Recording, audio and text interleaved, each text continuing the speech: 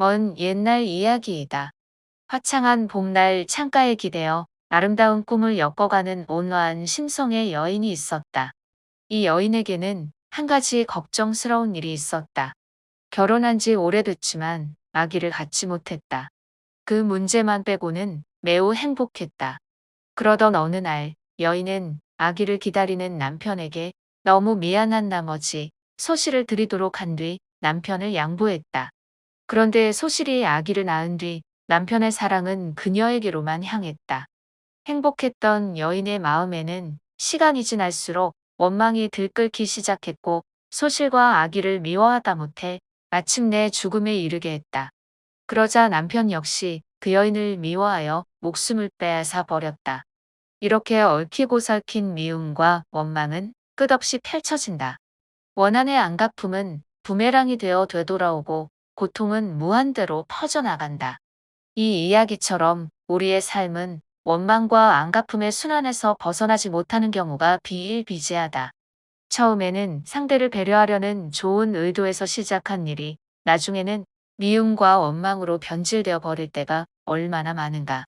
모두가 업보의 소산이다. 어리석은 중생의 자업자득인 것이다.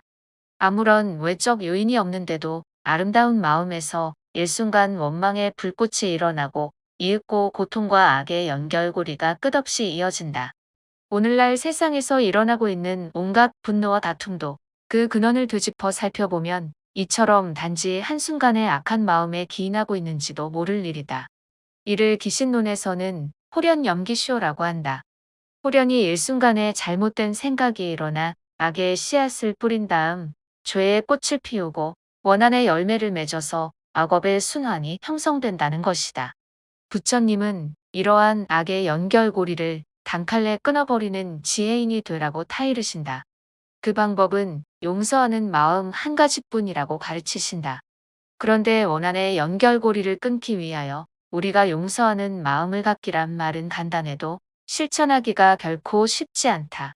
누군가의 잘못을 용서해 주겠다고 작정하는 순간부터 번민이 뒤따르기 일쑤이다. 방법을 조금 바꿔 볼 필요가 있다.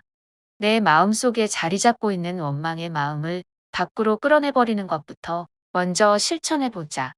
남을 원망하는 마음을 밖으로 끌어냄으로써 바로 자신의 내면을 향한 참회 기도를 하자는 것이다. 남을 탓하기 전에 나의 깨끗하지 못함과 죄업을 반성하고 자신을 먼저 맑히도록 애써야 한다. 그것이 참회하는 사람의 마음가짐이다.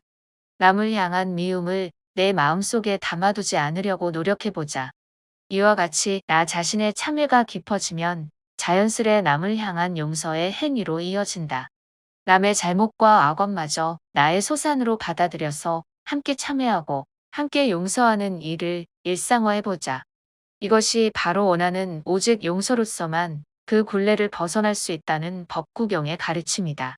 부처님이 살아계실 때이다. 고산비 지방에서 안거하고 있던 두 비구 사이에 사소한 시비가 벌어졌다. 공동체 생활에서 지켜야 할 계율을 한쪽 비구가 지키지 않은 것이 발단이었다. 처음에는 잘못을 지적한 쪽과 실수를 인정한 쪽이 서로 이해하며 원만히 매듭지을 수 있었다. 그러나 두 비구의 제자들이 상대방 스승의 허물을 따지기 시작하면서 사태가 점점 불거졌다. 급기야 제가 신도들까지 두 패로 나뉘어 서로를 헐뜯게 되었다. 부처님이 싸움을 그치고 화합하라며 여러 차례 타이르셨지만 어리석게도 화합하지 않았다. 부처님은 계속 다툼을 일삼는 그들을 뒤로 한 채 홀로 숲속에서 석 달을 보내셨다. 열에는 참으로 맑고 향기로우셨다. 숲속에서 지혜로운 코끼리의 시봉을 받고 재치 있는 원숭이의 공양을 받으면서 고요히 명상에 잠겨 지내신 부처님은 고산비 비구들의 싸움과는 극명하게 대조를 이룬다. 깊은 내면의 세계 속에 그 어떤 원망과 분노도 떨쳐버린 참으로 고요하고 아름다운 성자의 진면목을 그대로 보이신다. 고산비 비구들은 어떻게 되었을까? 그들은 제가 불자들에게 공양을 거절당하는 경채까지 받고서야 비로소 잘못을 깨닫고 서로 용서를 빌었다. 부처님은 고산비 비구들의 사건을 통하여 어리석은 자와 벗하지 말라는 가르침을 남기신다. 차라리 홀로 소요하는 코끼리처럼 거닐지언정 서로 이해하지 못하고 용서할 줄 모르는 어리석은 이들과는 벗하지 말라는 것이다. 세상에서 가장 어리석은 짓은 우리가 가장 소중히 여기는 목숨도 언젠가는 다한다는 사실을 망각한 채 끈질기게 집착하며 싸움을 일삼는 행위이다.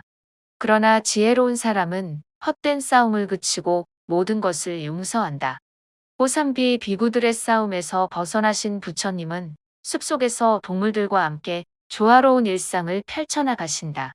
우리가 실천하는 용서와 화해의 파장은 인간에게만 한정되지 않는다.